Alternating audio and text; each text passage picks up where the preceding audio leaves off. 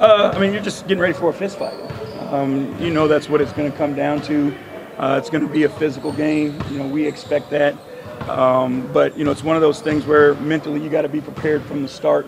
And there's no smoothing your way into this one. So it doesn't just start at 7 o'clock tomorrow night, right? It starts with our preparation today, the rest we get, shoot around we have, where you're going on a road trip and this is a business trip. You're going to take care of business. Is there any update on Jared Allen going into this game? He's still working through some things, still getting treatment. You know, he'll be with us on the trip, obviously. We expect him to give it a go if he can. J.B., you talk about those starts. They've been critical throughout this season. What will it take to throw the first punch tomorrow? What are you looking for in the first 6 or so minutes? The aggressiveness on both ends of the floor. You know, we got to be physical defensively, get them off their spots, take away what they're looking for, their strengths. And then offensively, you know, we've got to be attack-minded. You know, we got to, again, make them feel like they're chasing us, you know, for 48 minutes tomorrow night. And, you know, with our offense and pace, that's where it starts. In games 3 and 4, the Magic went on big runs. They felt the crowd. Who is it within your team, or how do you withstand runs that you may see again, obviously? Together. Yeah, together. That's the only way to get through it. You know, we obviously have individual leadership and guys that step up and say the right thing in the moment. But the priority is that whatever we do it together. And, you know, we've proven throughout this year and this series that when we're together, you know, we can accomplish great things. Is there anything snows-wise that you do to try to stem the tide when you get spots like that? Yeah, I won't tell you, though.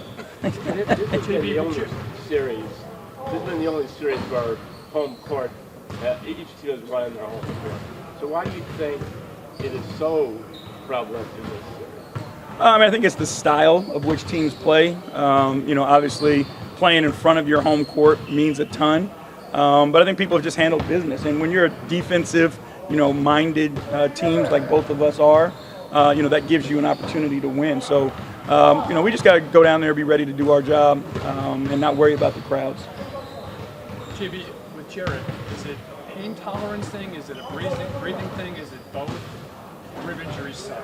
Right. I mean, I know it's like when you do something to your core, any part of your core, you know, I mean, that discomfort leads to the breathing piece, but, you know, more the movement and controlling yourself and how you change directions and all those things and raise your arms, like so many things that are part of basketball. You know, you have to use your core, and when that rib, you know, is, you know, bothering you, it's hard to do all those things. Obviously, you guys had to do it by committee, by necessity the other night.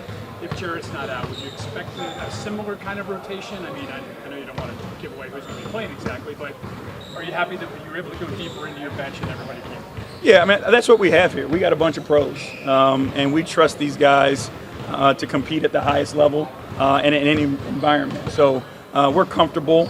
You know, obviously we miss when Jared's not on the floor, but we're comfortable that if he's not able to go, you know, we got guys that can step up. Get ready for a fist fight. It seems like when it does get physical or chippy in the series, they're starting it a lot. Why do you think that is? I mean, I think they came into this series with that in mind. You know, they wanted it to be a physical series. You know, I think both teams have done a good job of handling the physicality, but that's playoff basketball. And, you know, I mean, like, you can't survive that, you won't give yourself a chance. Marcus was saying after the last game that he feels a difference in his ability to lead when he's on the floor as opposed to on the bench. How can his presence on the court help you guys in those moments where the crowd gets a little loud? I mean, again, he's been through those things, and he's not afraid of the moment. And he's not afraid to say what needs to be said. And it is more difficult when you're on the sideline, you know, if a team is making a run to get to guys, to bring them together, to settle them down, those types of things. So, you know, when he is on the floor, he's even that much more vital to us from that leadership position. If you're not able to have Jared tomorrow night, obviously Evan becomes even more important. The play he made at the end of Game 5, just what can that do for him just as a player? I mean, I think he knows who he is. And Evan is a special basketball player. He's capable of doing things that the majority of this league, you know, just can't do.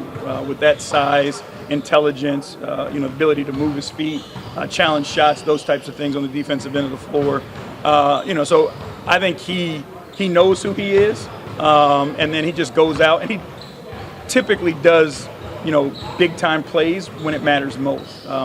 most. He's always been good in fourth quarters in those types of moments, and he just has the ability to go to a place, like I said, that most people can't. And do you think that you guys have kind of, because of what happened in Orlando the last time you went, you think that you've been able to learn something, the guys have maybe kind of figured something out, whether it's approach, how they play, whatever, so that you don't have to come back here for a Game 7? Yeah, I mean, we learn from every single game. You learn, mental approach, you learn X's and O's, you learn your opponent. But then, you take that and you move on from it, right? None of these games can we afford to have a hangover from, right? We won the other night. We can't go down there with the mindset of, oh, we won, and we've got Game 7 coming home. Like, we need to go down there with the mindset and the approach that we're going to take care of business. Speaking of Marcus's leadership and really other guys too, those intangibles, the toughness and leadership, how much have you seen that play out in this series, and how important is it going into these really important games, Game 5 and 6? Yeah, I mean, it's a difference maker, to be honest with you. The respect that he has around the league is noticeable when he steps on the floor, right? How people interact with him because of the respect that he has is different. So I think that alone sets a different tone for his teammates and, how opponents are going to react to him. So, again, his what he's been able to do for us in a small period of time is going to help change this team. Thank you.